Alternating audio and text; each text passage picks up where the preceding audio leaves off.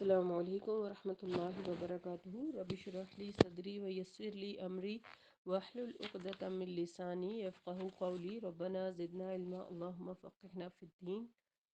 اللہم ارنا الحق حقا وارزقنا اتباعہ وارنا الباطل باطلا وارزقنا اجتنابہ۔ آیت نمبر 60 سورۃ الانعام تک ہم پڑھ چکے۔ پچھلی آیات کا ریکیپ کر لیتے ہیں۔ اعوذ باللہ من الشیطان الرجیم، بسم اللہ الرحمن الرحیم۔ قل انی نہیت ان اعبد الذین تدعون من دون اللہ قل لا اتبع اہواءکم قد زللت اذا وما انا من المہتدین۔ آپ صلی اللہ علیہ وسلم ان سے کہیے، مجھے اس بات سے روک دیا گیا ہے کہ میں ان کی عبادت کروں جنہیں تم اللہ کے سوا پکارتے ہو۔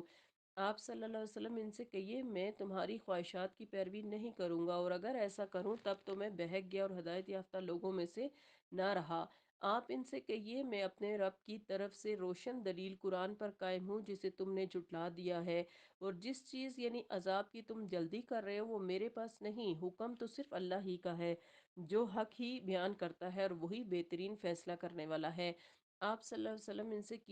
کہیے، جس چیز کی تم جلدی مچا رہے ہو یعنی عذاب، اگر وہ میرے اختیار میں ہوتی تو میرے اور تمہارے درمیان کب کا قصہ تمام ہو چکا ہوتا، اور اللہ ظالموں کے متعلق خوب جانتا ہے کہ ان کے ساتھ کیا معاملہ کرنا چاہیے، اور غیب کی کنجیاں تو اسی کے پاس ہیں جنہیں اس نے اپنے سوا کسی کو بھی جنہیں اس کے سوا کوئی بھی نہیں جانتا۔ بحر و بر میں جو کچھ ہے اسے وہ جانتا ہے، اور کوئی پتہ تک نہیں گرتا جسے وہ جانتا نہ ہو، اور نہ ہی زمین کی تاریکیوں میں کوئی دانہ ہے جس سے وہ باخبر نہ ہو، اور تر اور خشک جو کچھ بھی ہے سب کتاب مبین میں موجود ہے۔ وہی تو ہے جو رات کو تمہاری روحیں قبض کر لیتا ہے، اور تو جو کچھ تم دن کو کر چکے ہو وہ بھی جانتا ہے، پھر تمہارے دن جسم میں دوسرے دن جسم میں تمہاری روح بھیج کر تمہیں اٹھا کھڑا کرتا ہے تاکہ مقررہ مدت یعنی موت تک کی مدت کو پوری کر دی جائے، پھر اسی کی طرف تمہاری بازگشت ہے، پھر وہ تمہیں بتا دے گا کہ تم دنیا میں کیا کرتے رہے ہو۔ آج کی آیت نمبر 61۔ وَهُوَ الْقَاهِرُ فَوْقَ عِبَادِهِ وَيُرْسِلُ عَلَيْكُمْ حَفَظًا حَتَّى إِذَا جَاءَ أَحَدَكُمُ الْمَوْتُ تَوَفَّتْهُ رُسُلُنَا وَهُمْ لَا يُفَرِّطُونَ۔ وہ اپنے بندے پر پوری قدرت رکھتا ہے اور تم پر نگران فرشتے بھیجتا ہے، حتیٰ کہ جب تم میں سے کسی کو موت آ جاتی ہے تو ہمارے فرشتے اس کی روح قبض کر لیتے ہیں، اور وہ اپنے کام میں ذرا برابر بھی کوتاہی نہیں کرتے۔ اب پچھلی آیت میں ہم نے نیند کے بارے میں پڑھا کہ وہ بالکل موت کی طرح ہوتی ہے، اور اس میں دو میں سے ایک روح قبض کر لی جاتی ہے۔ یہاں جو ہے وہ پھر انسان کی اصل موت کے بارے میں بھی بتایا گیا ہے۔ سیدنا ابو ہریرہ رضی اللہ عنہ کہتے ہیں کہ رسول اللہ صلی اللہ علیہ وسلم نے فرمایا، تم میں دن اور رات کے وقت فرشتے باری باری آتے رہتے ہیں،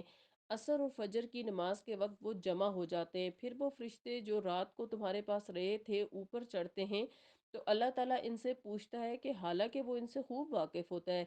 تم نے میرے بندے کو کس حال میں چھوڑا؟ فرشتے عرض کرتے ہیں کہ ہم نے جب انہیں چھوڑا تو وہ نماز پڑھ رہے تھے، اور جب ان کے پاس گئے تو بھی وہ نماز پڑھ رہے تھے۔ یہ صحیح بخاری کی حدیث ہے۔ ایک تو یہ فرشتے ہو گئے جو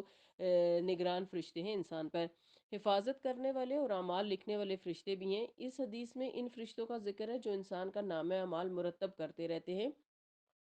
رات کے فرشتے الگ ہیں اور دن کے الگ۔ ان کے علاوہ کچھ فرشتے ایسے بھی ہوتے ہیں جو اس کی جان کی حفاظت کرتے ہیں۔ بسا اوقات ایسے واقعات پیش آ جاتے ہیں جب انسان اپنی موت اپنے سامنے کھڑی دیکھ لیتا ہے، لیکن حالات کا رخ ایسا پلٹا کھاتا ہے کہ اس کی جان بچ جاتی ہے اور وہ خود ہی اعتراف کرتا ہے، اس وقت اللہ ہی تھا جس نے اس کی جان بچائی، یا یہ ابھی زندگی باقی تھی ورنہ بچنے کی کوئی صورت مجھے نظر نہیں آ رہی تھی۔ یہ اس لیے ہوتا ہے کہ ابھی اس انسان کی موت کا معین وقت آیا نہیں ہوتا۔ اس حقیقت کو قرآن نے ایک دوسرے مقام پر بھی ان الفاظ میں بیان کیا ہے، سورۃ الانبیاء کے اندر، قُلْ مَن يَكْلَؤُكُمْ بِاللَّيْلِ وَالنَّهَارِ، کہہ دیجئے کون ہے جو دن اور رات کو تمہاری حفاظت کرتا ہے۔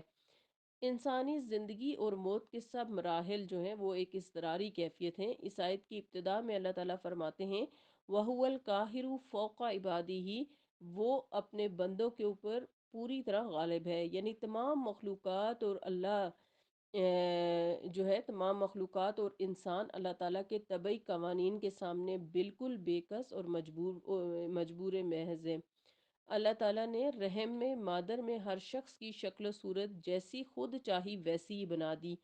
اس میں اس کا اپنا کچھ عمل دخل نہیں ہوتا۔ پھر جب پیدا ہوا اور ماں کے پیٹ سے باہر آیا تو اس وقت بھی اس کی اپنی مرضی کو کچھ عمل دخل نہیں تھا۔ پھر پیدا ہو کر وہ کھانے پینے پر مجبور ہے تاکہ اس کی تربیت اور پرورش ہو، اسی طرح وہ بچپن، جوانی اور بڑھاپے کے مراحل طے کرنے پر بھی مجبور ہے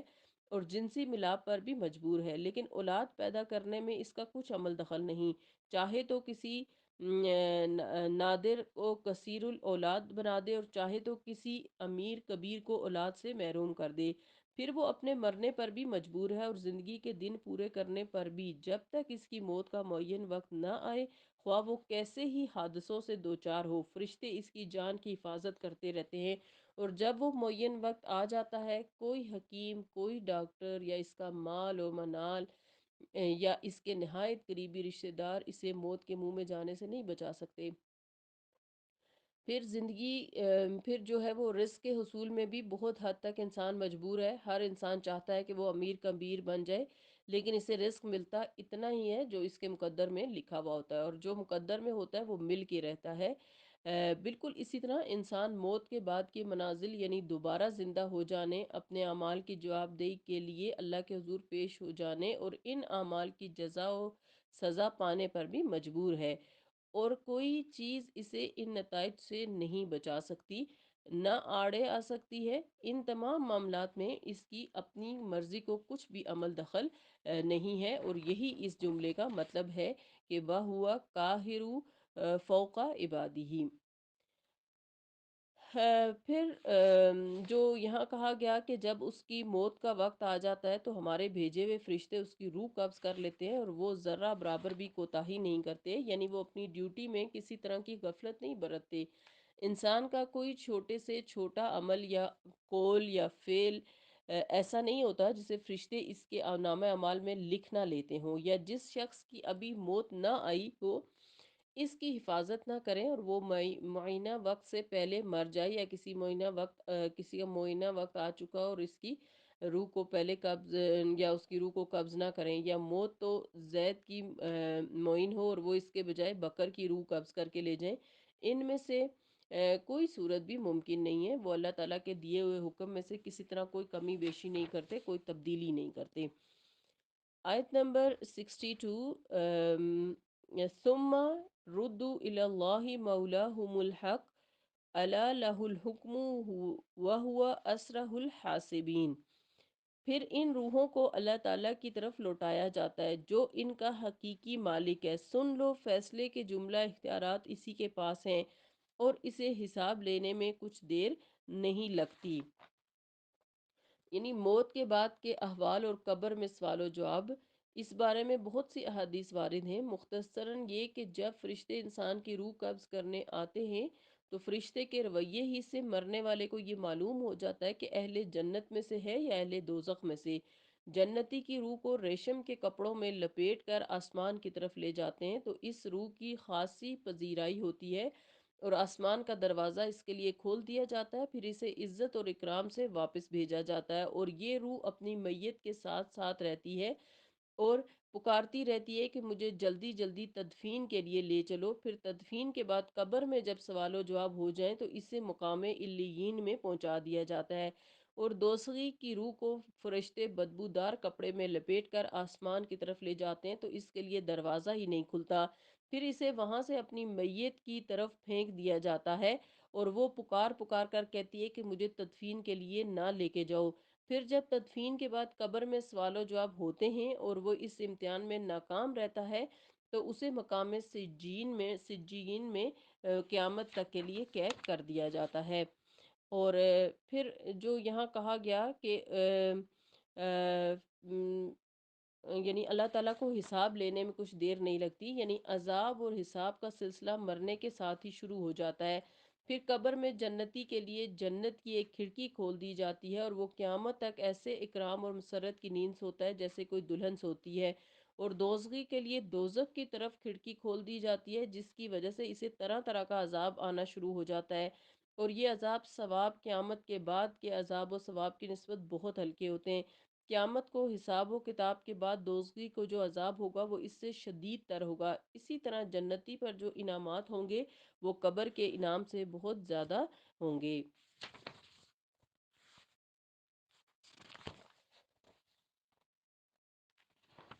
آیت نمبر 63، قل من ينجيكم من ظلمات البر والبحر تدعونه تضرعا وخفيا